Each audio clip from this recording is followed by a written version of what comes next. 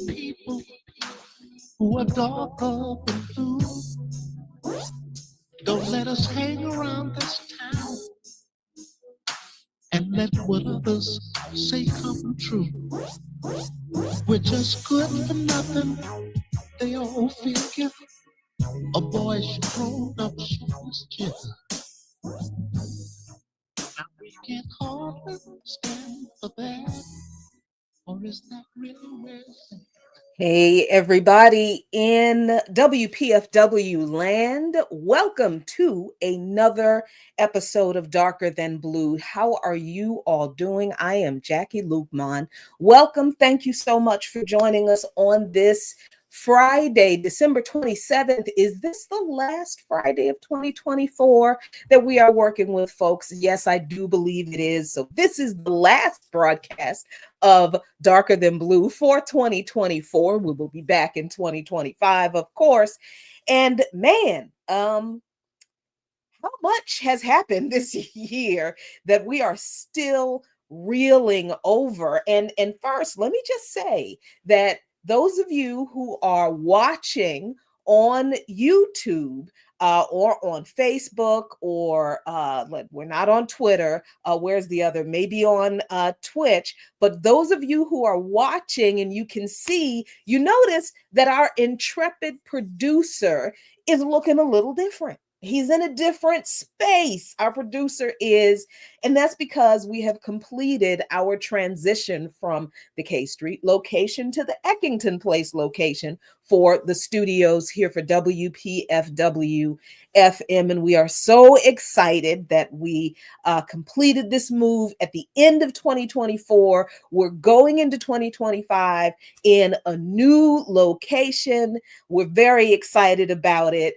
And yeah, so let's just get into what in the devil happened this year. What the heck? What in the world happened this year? If y'all are like me, 2024 was like, oh my gosh, this is really life now, huh? This is really what we're doing in out in the just everybody out free in the world doing all of this chaotic, ridiculous stuff.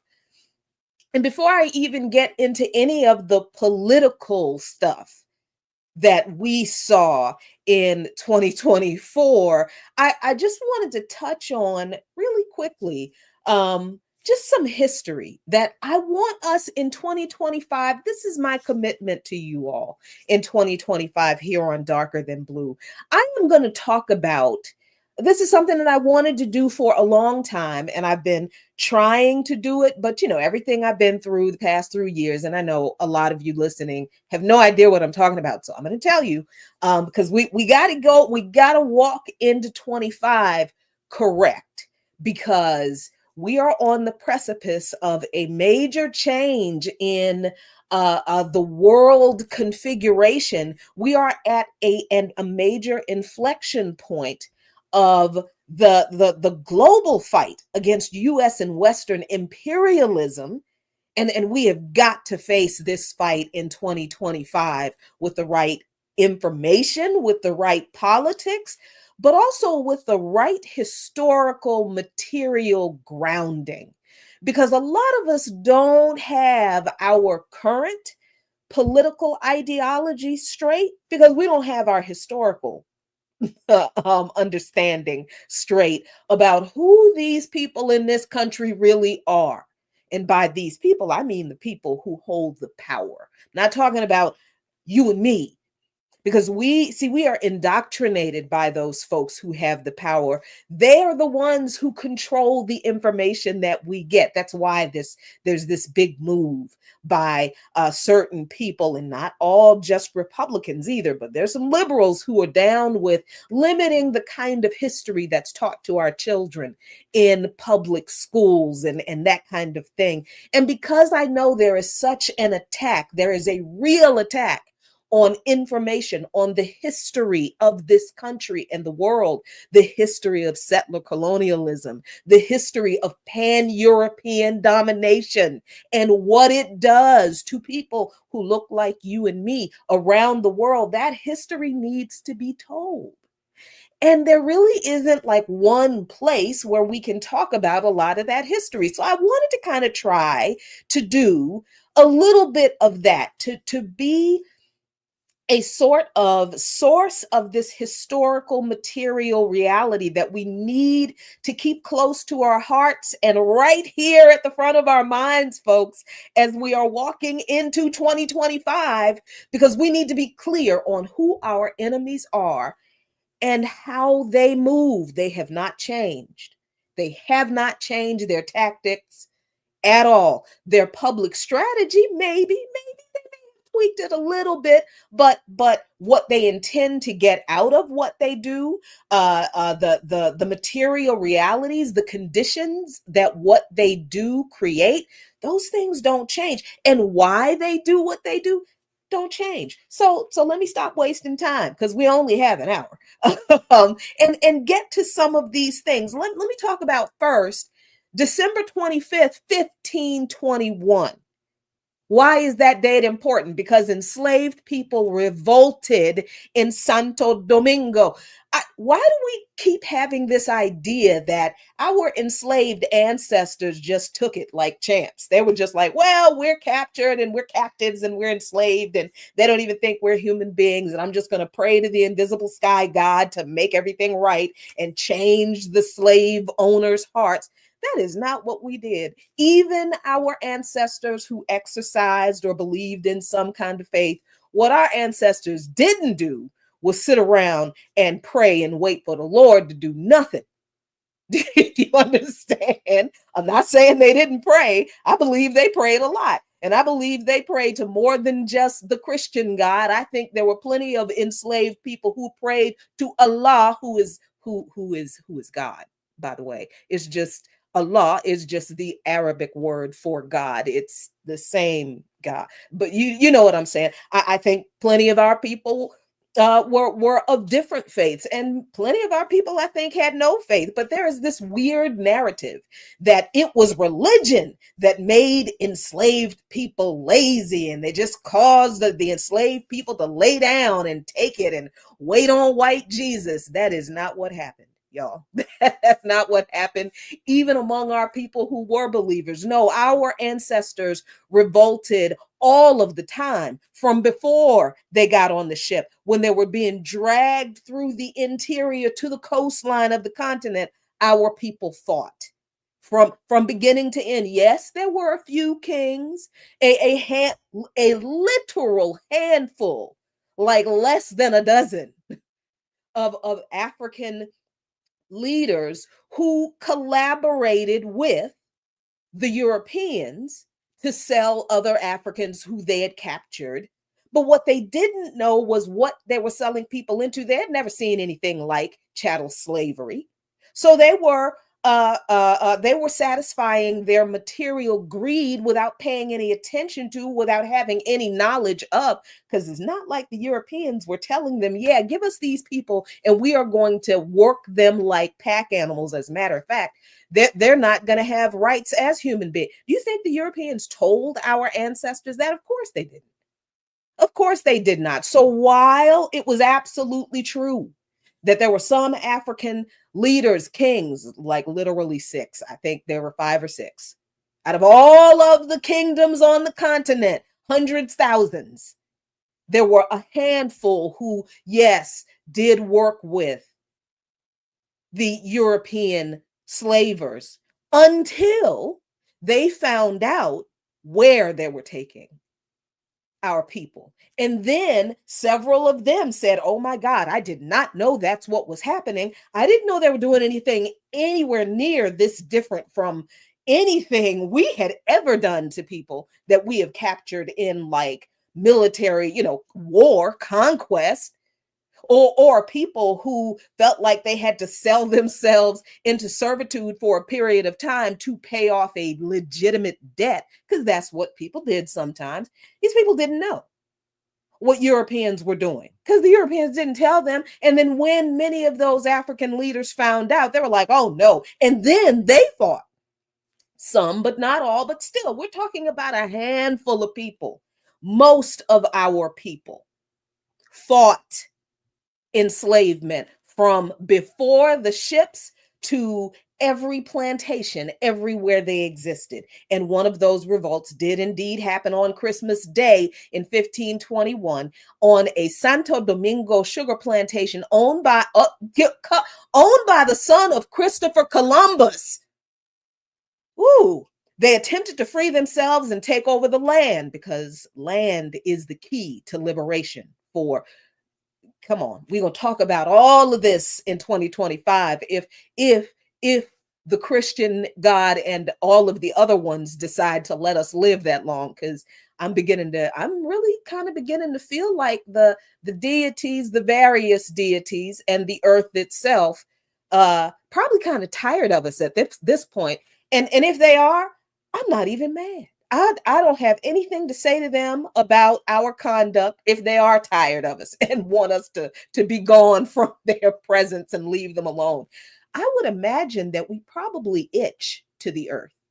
I think that's true. You know how you and I, if we get a rash, or if we get bitten by a mosquito, or if we're out in the garden and we get bitten by ants, those little fire ants, and that kind of thing. We get bitten by things, and weird things crawl on us, and weird things make us uncomfortable. And what's our first response? We itch. We get itchy. I think we make the earth itch. That's what I think. I think the earth would be happy if half of us were just like, please stay away. But let me get back to the slave revolts that people think our ancestors didn't carry out on Christmas Day in 1521. The revolt, of course, was violently put down by Christopher Columbus's son, by Spanish colonizers, and 11 days later, the governor issued a new set of repressive laws regulating blacks and slaves. Get that, blacks and slaves in Santo Domingo. That was designed to prevent future rebellions. Of course it didn't. Of course it didn't. That's one historical thing that I want us to know about Christmas Day. So next Christmas, when y'all, playing your Christmas songs, somebody read this history about the Christmas Day slave revolt in Santo Domingo. Make that part of your decolonizing the holidays tradition. Read the history of struggle that our people went through, and not just our people. And I'm going to get to that in a minute. December 25th, 1951, the murder of Harriet and Henry Moore in Florida. Harry T. and Harriet Moore were murdered on Christmas Day, which was also their silver anniversary, when a bomb set by the Klan blew up their home in Mims, Florida. This was 1951. 1951. Okay? Harriet Moore was a classroom teacher, and both were civil rights activists. Harry Moore died on the way to the hospital. Harriet Moore died 9 days later, leaving behind two daughters, Evangeline and Anna Rosalia. Evangeline Moore dedicated her life to seeking justice for the death of her parents. Why did the Klan murder these two people with a bomb on Christmas Day?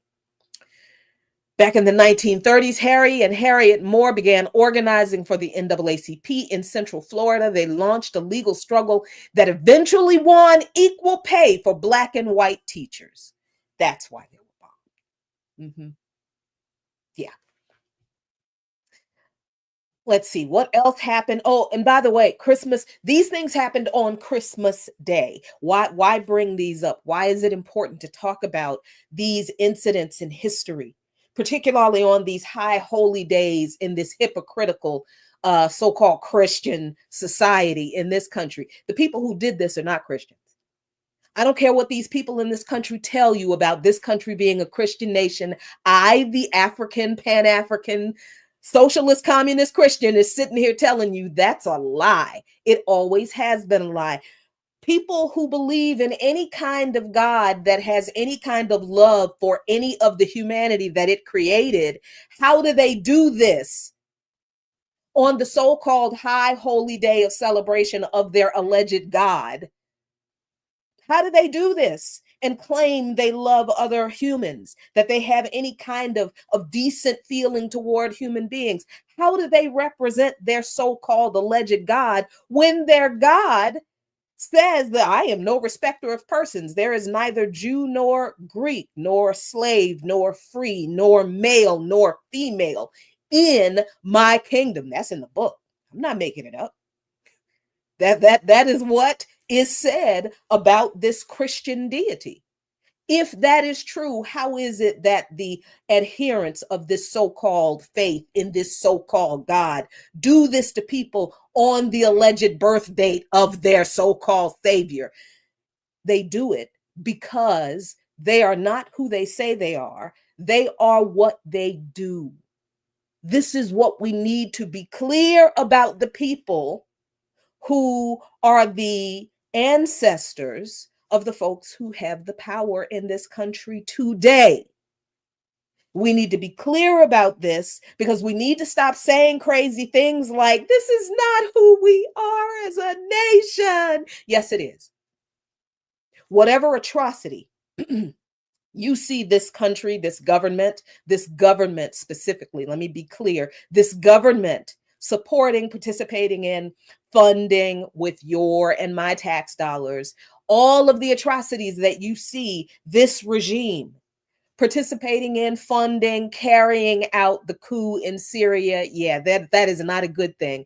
I don't care what a whole lot of backward progressives are saying right now. Assad being couped in Syria is horrible. And it is not my fault. These people are not real serious anti-imperialists, so they can't see that. But I don't care what some of these people are saying about this country. Oh, this is not who we were. This is not who we are. Oh, America used to be great. I don't know what happened. I know what happened. This happened. This happened all of the time.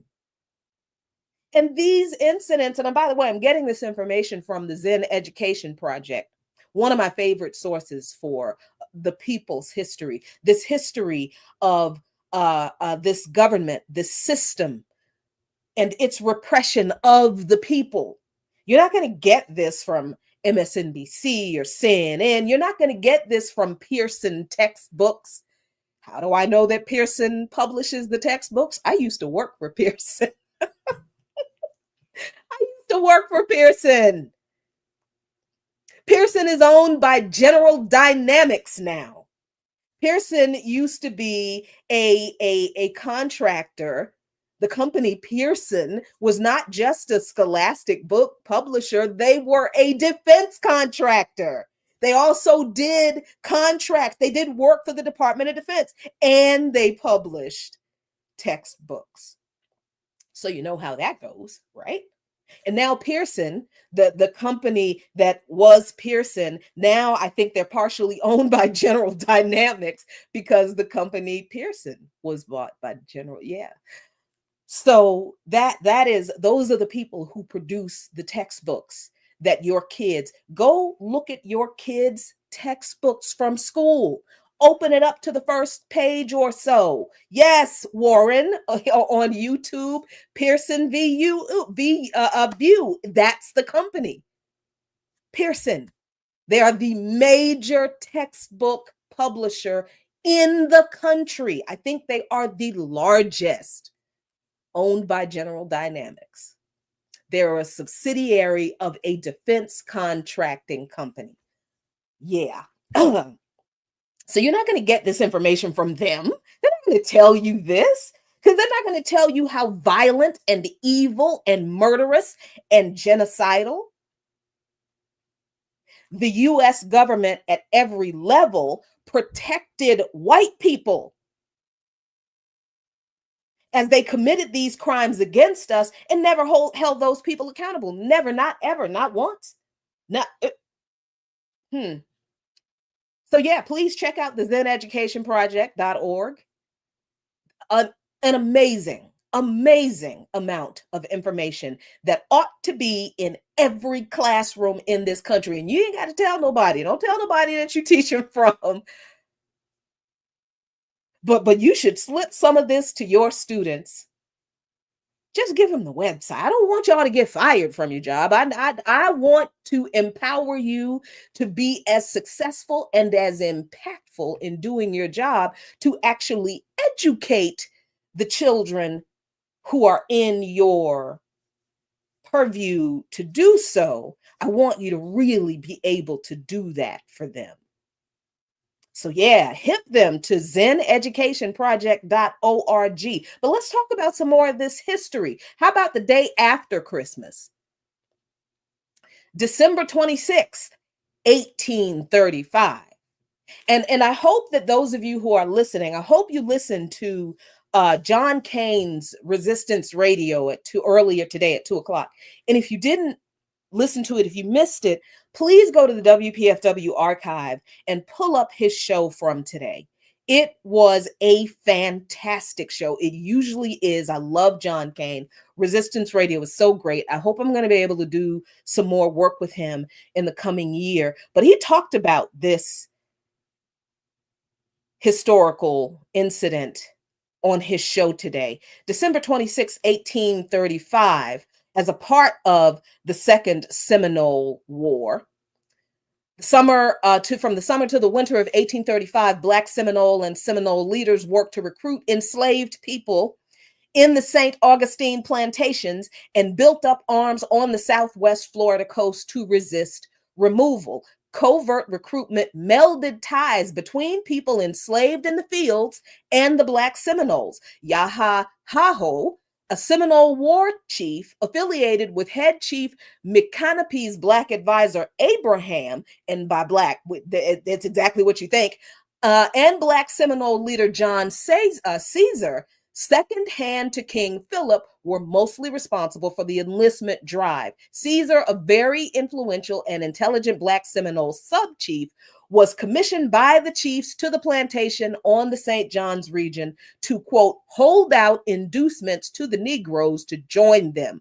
So this idea that Black folks ain't got no friends, nobody loves us, nobody cares about our struggles, nobody wants to join in our struggle for liberation with us, nobody recognizes that we are fighting for liberation and that we want to fight for liberation with them.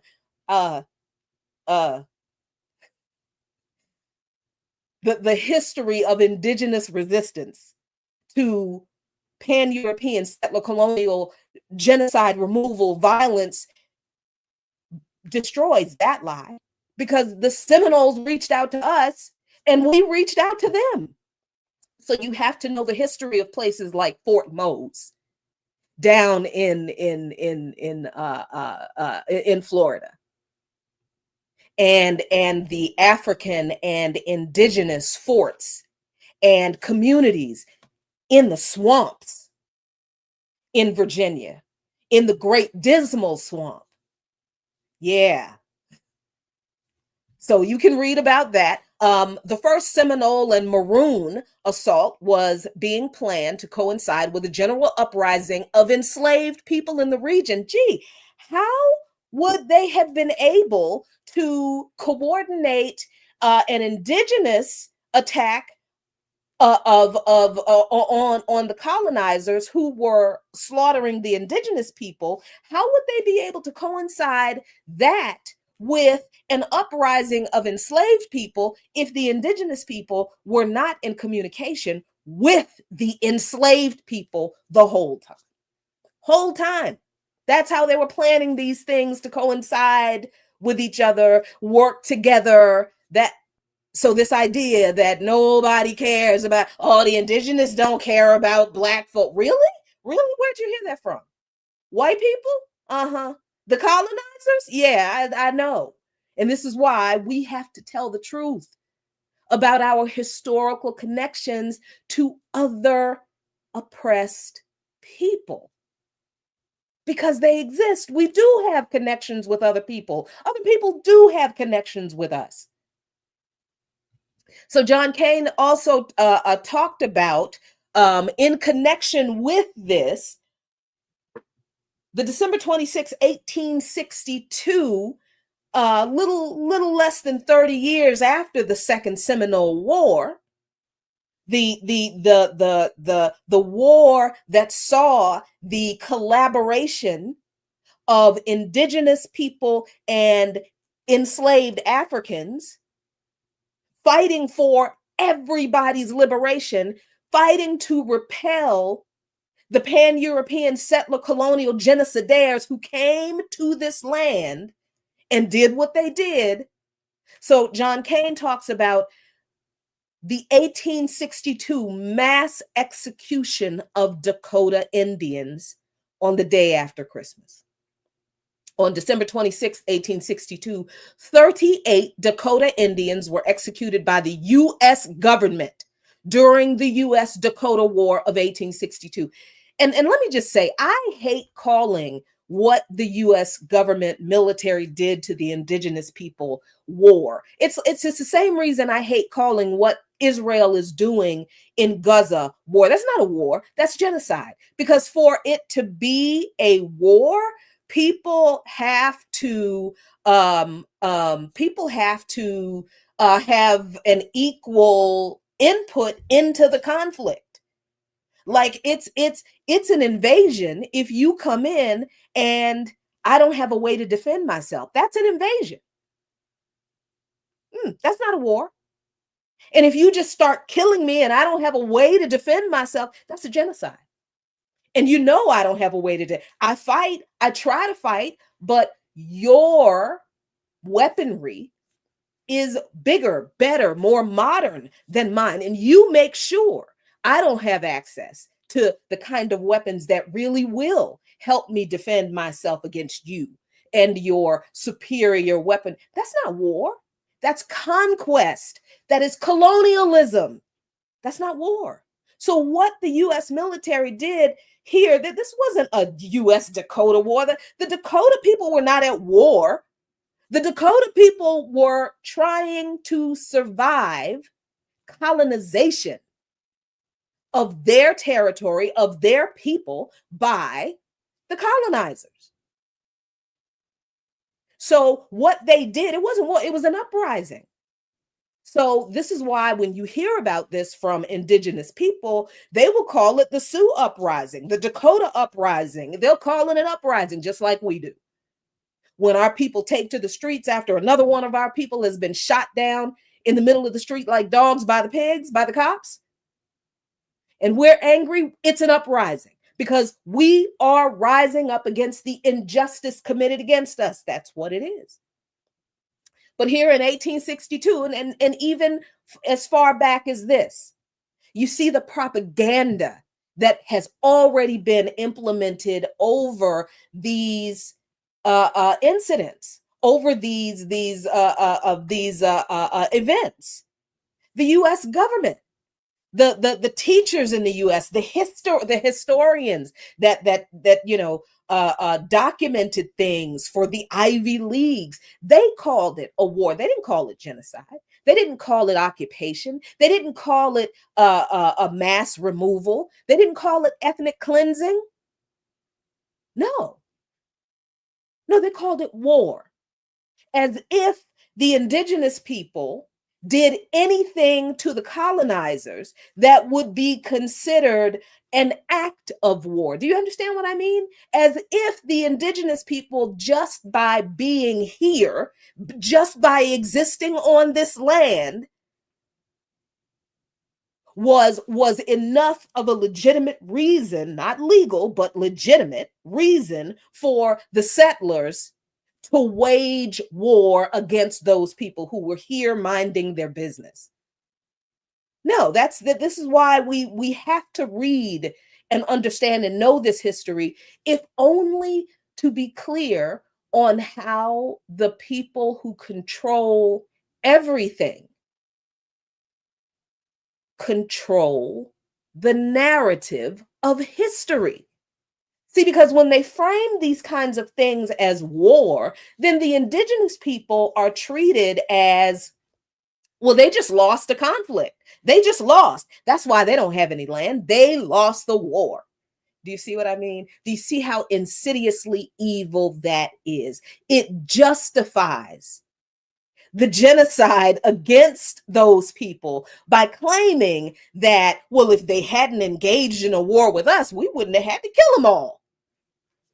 This is why we don't use their language when we talk about the histories of our people struggling against them.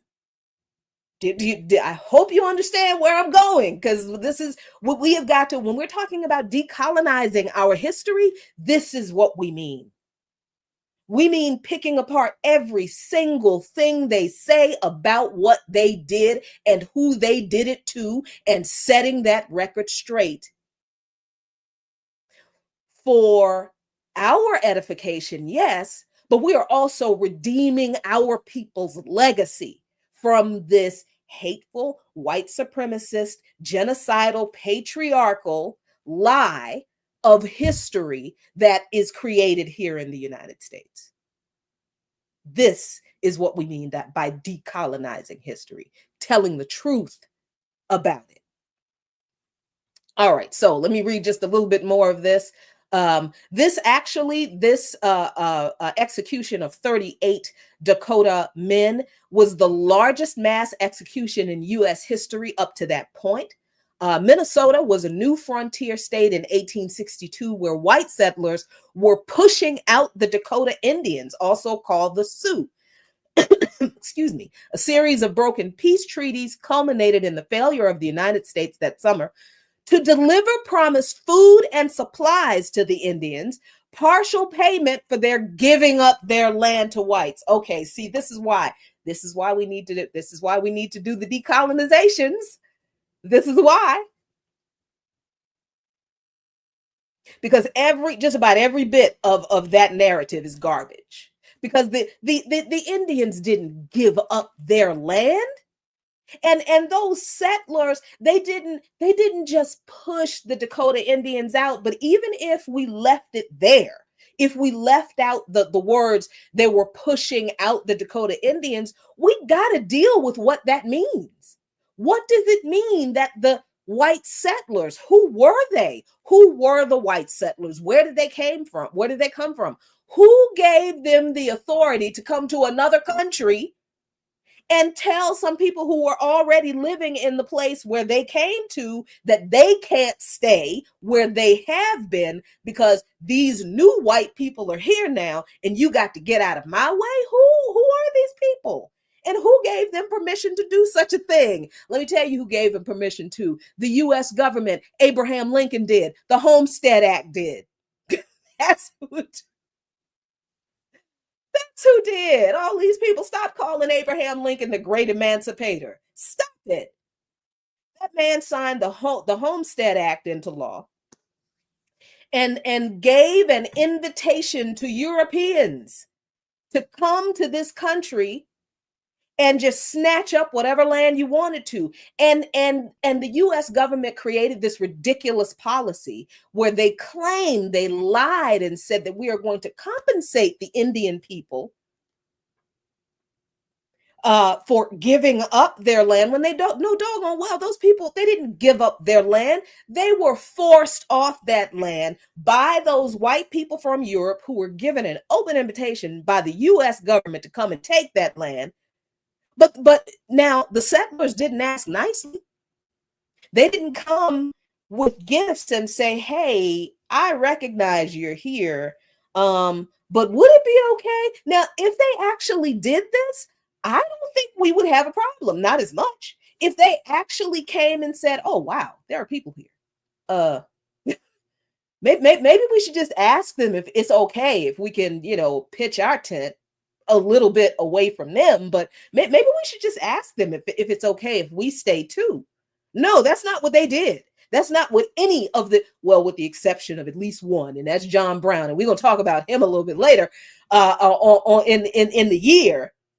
But these nice people from Europe, I see some of you over in the chat on YouTube, you're talking about the country some of these people came from, Scandinavia, who fled war in Europe, were given stolen land. Yeah, they were. British,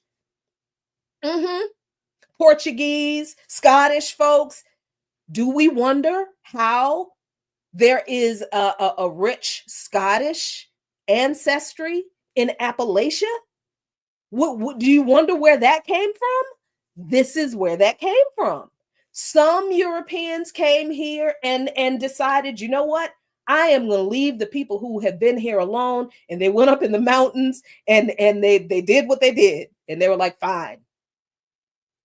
But most of those people from Europe came here, saw those indigenous people here in the places where they wanted to establish their homes, and they ran those people out of that land with US military firepower and support.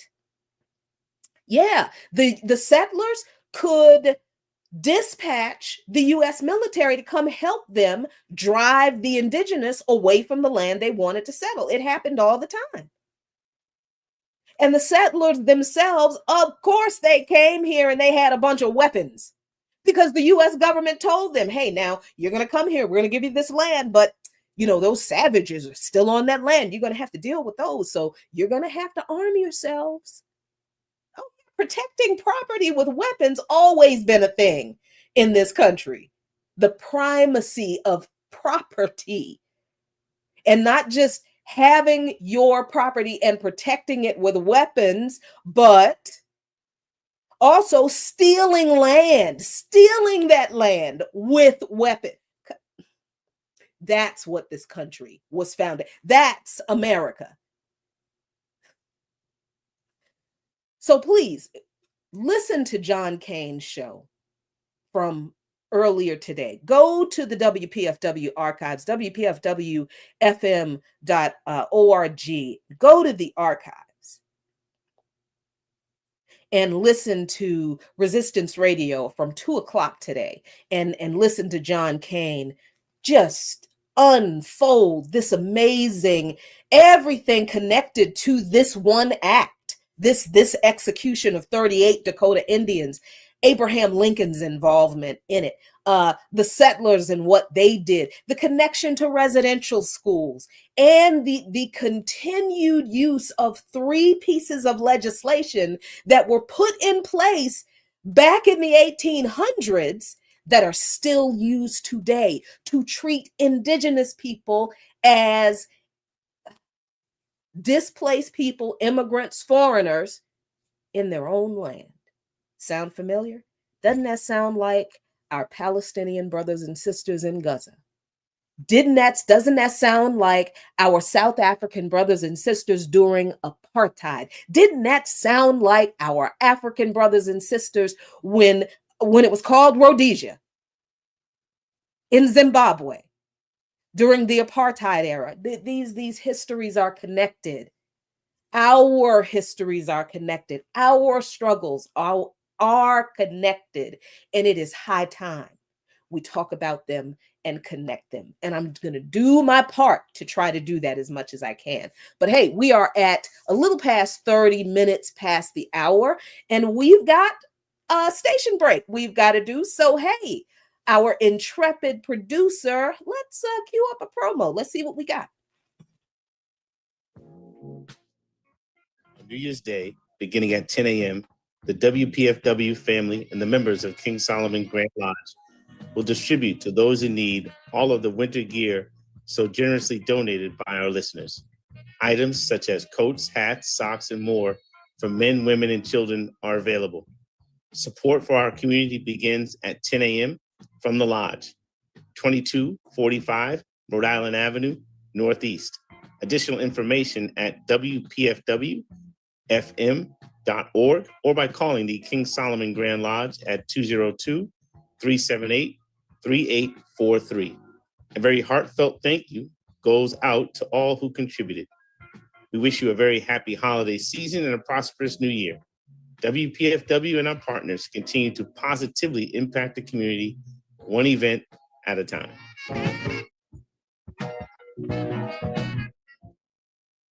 I got to tell you, I love WPF, and I'm really not like that. I'm not like joking. I've listened to WPFW for most of my life, along with the station that was like the flagship Black station for political commentary from the early 60s and 70s, which was WOL here in DC. So me and my family like have this tradition of listening to Black Talk Radio.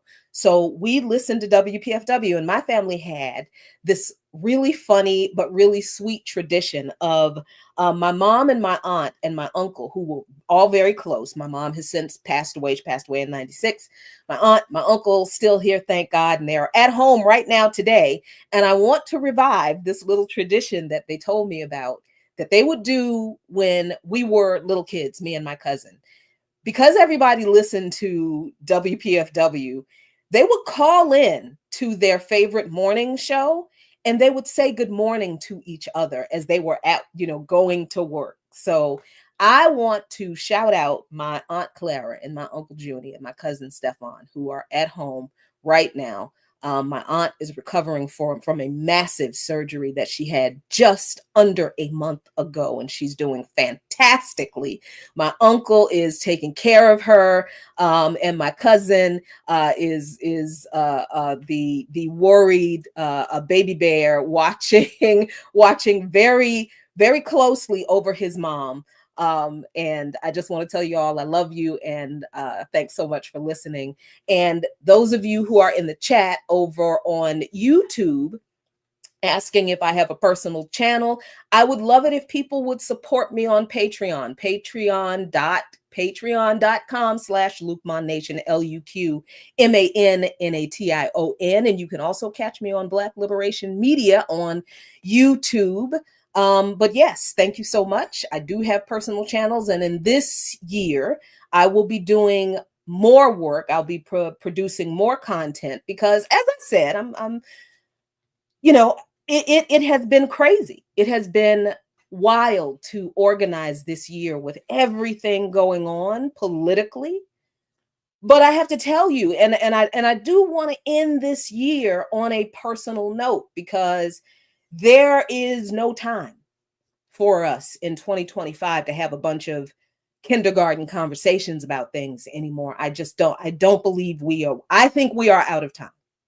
We are out of time. We don't have time to be hand holding a lot of people who we've been having these conversations with for a long time. So everything that we have done this year as far as organizing and in regard to, supporting our comrades down in Atlanta in the Stop Cop City fight, supporting our comrades down in Tampa with the Uhuru 3, supporting the students across the country as they bravely stood up against everything, not just their college administrations and the threats and the repressions from their colleges and universities, but I'm sure some of their parents were like, oh my God, please don't you get yourself kicked out of college that I'm paying all this money for, but they also stood up against the police, and they stood up against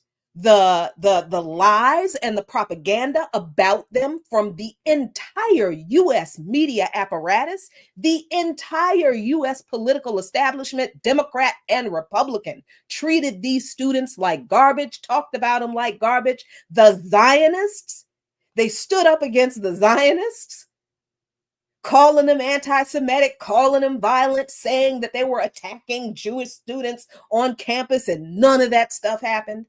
All of it was lies. We did all of that, organized through all of that, teach-ins, town halls, endless protests. Here I am going out. I'm calling, people are calling me, asking me to come speak at protests 2 months after I had a kidney transplant surgery in November of 2023. Yes. So this is why 2024 got on my nerves. And this is why I know 2025 is already on my nerves.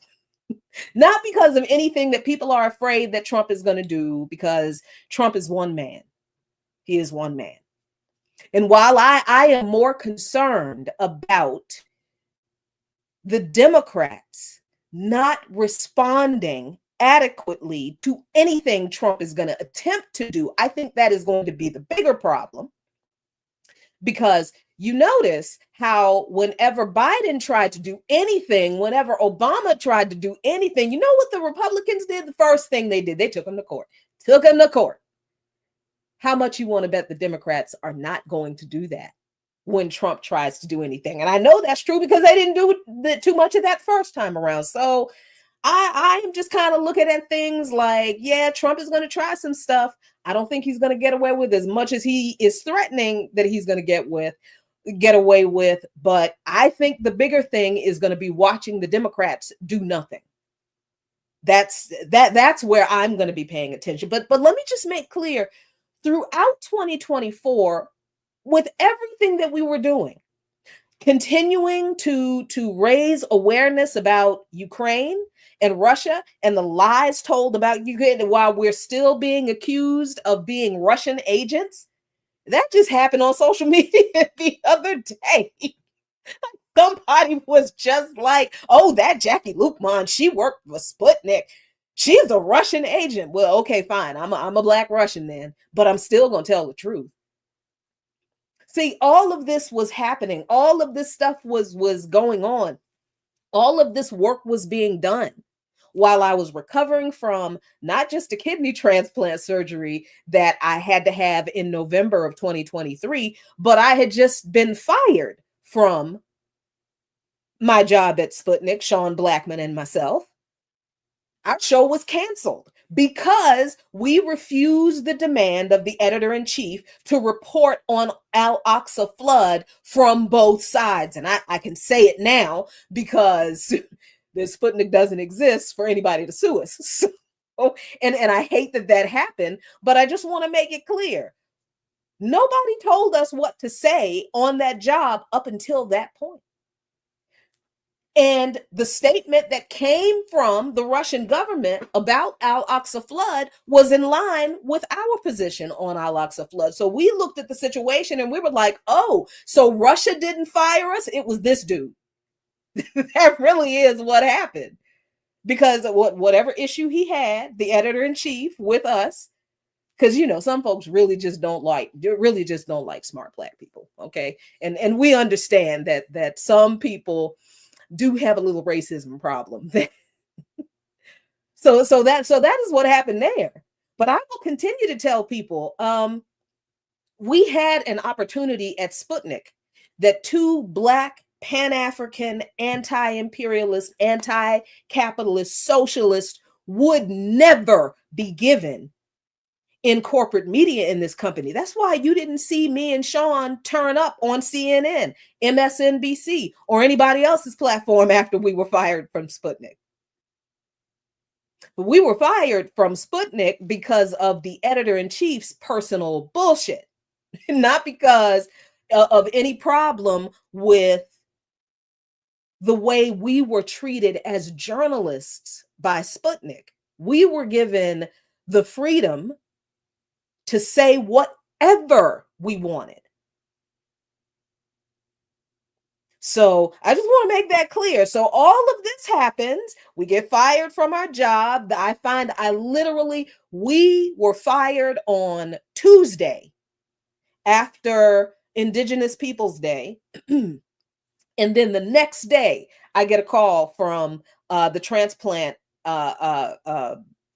the transplant clinic here at Georgetown University Hospital telling me that I had a kidney the next day. I didn't even have time to be mad, right? Because all of a sudden I was like, man, I lost my doggone job. I can't believe it. I'm sitting there like I have got to do something. And then the next day, they tell me I have a kidney and I'm having a transplant surgery in 2 weeks. Before that, I'd had 13, 14 surgical procedures to prepare for dialysis and the transplant. I did dialysis at home for a year. I stuck myself with 2 needles, very large needles, 4 times a week. Did dialysis at home for 4.5 hours, 4 days a week, worked a full-time job, had all of these procedures in the meantime to prepare, for the fistula, so I could do dialysis and to prepare for the transplant. So in 2020, 2024, I was recovering from all of that. And I was still recovering from my husband's sudden death in 2021, his adult son's sudden death in 2022, our dog's death in 2022, June 2021, March 2022, May 2022. My husband, his son, our dog.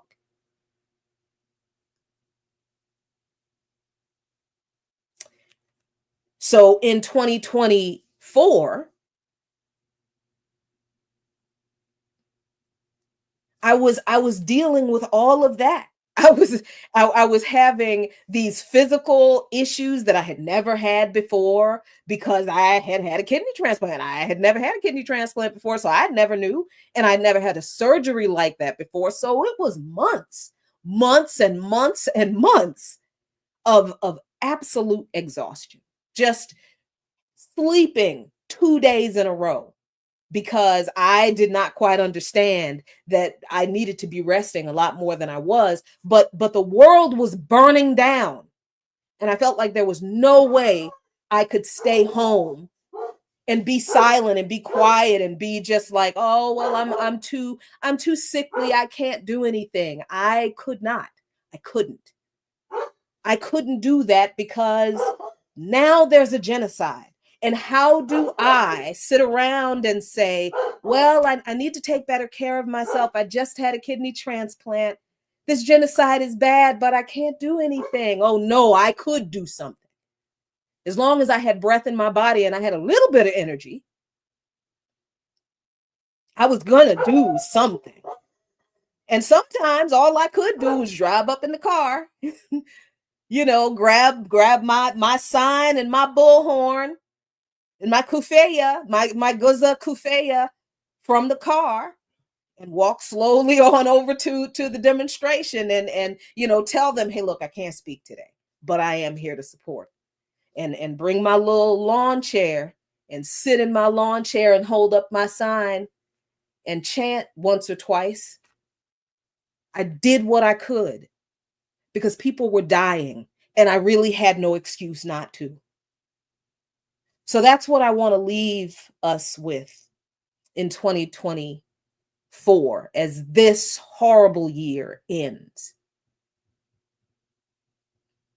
All of us have been through hell this year. All of you who are listening right now, my dear beloved listeners, you listen to WPFW because you do care about humanity. You listen, you watch this show, you watch me, those of you on YouTube, because you do care about these policies and the politics and how they impact people's lives. You do care about this genocide. You care about Congo. You care about Haiti. You care about the AES. You care about Russia. You care about the Ukrainians. The Ukrainians being fed to this endless war machine just so the US can say it weakened Russia. You listen because you care about humanity. So hear me. Please hear me now. Do not let whatever organizing or activity you do in 2025 be limited or only focused on what Donald Trump will or will not do, because once he's gone after this 4 years, we will still have to deal with the same problems we dealt with the last 4 years that a lot of people didn't think were problems because the Democrat was doing them. In 2025, be angry and as afraid as you need to be. But unless you physically cannot do it, and if you can't, I totally understand. But if you have breath in your body and energy in your limbs to shout a slogan, get out and do it. If you have the ability to write letters to your elected officials demanding that they behave in a different way, do it. If you can do lobby days, taking statements from organizations onto Capitol Hill, delivering them to your elected officials, telling them the people don't like what you're doing and this is what the people want you to do, do it. If all you can do is talk to your neighbor about something you heard on WPFW, something you saw on Black Liberation Media, something you read in Black Agenda Report or Hood Communist or on blackallianceforpeace.com, if all you can do is share that information with people you know, do it, because we have to save humanity from decades, if not centuries, of capitalist and imperialist exploitation, oppression and destruction, and apathy. It is apathy that is going to kill us all. It is too many people not caring what is being done to other people for them to be concerned enough to get up off their behinds and do something.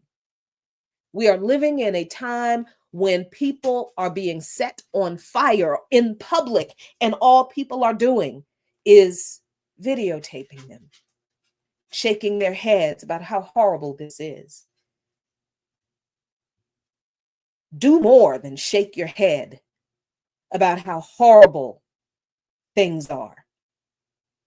Join an anti-capitalist, anti-imperialist, Pan-African preferably, but definitely anti-capitalist, anti-imperialist, should be socialist organization today. Get organized and get active.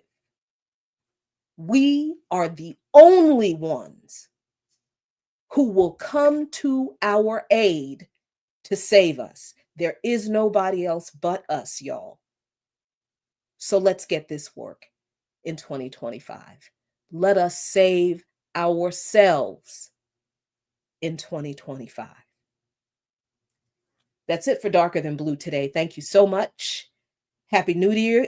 Happy New Year to all of you. See you next year.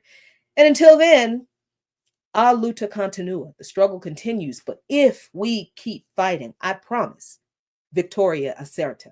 Victory is certain. Good night.